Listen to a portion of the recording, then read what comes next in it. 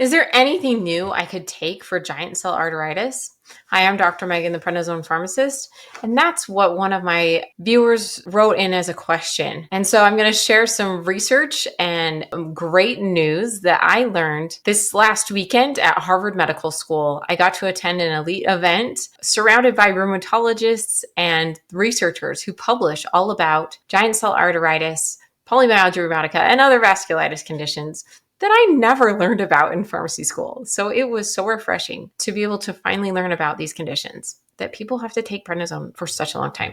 Okay, so here's the actual question she asked. Is there anything new I could take to substitute for prednisone, or at least take a break from it?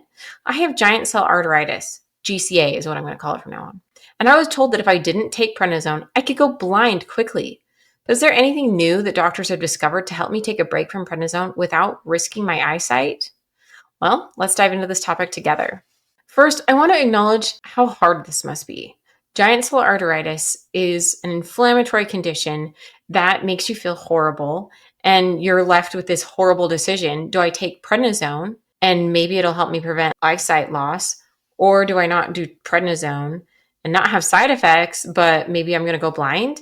Either way, it's horrible. And the side effects come at a lower dose than the lowest effective dose of prednisone for giant cell arteritis. So it's a horrible decision. And it's the only thing that's been effective for decades and decades.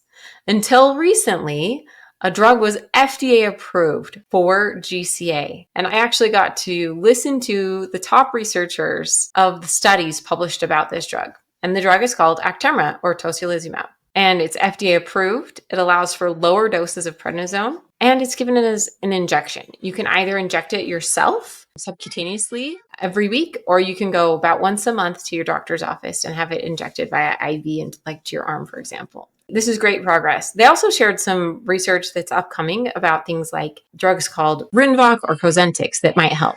So those are some options I learned about at Harvard Medical School this week. Signing off as Dr. Megan, your prednisone pharmacist.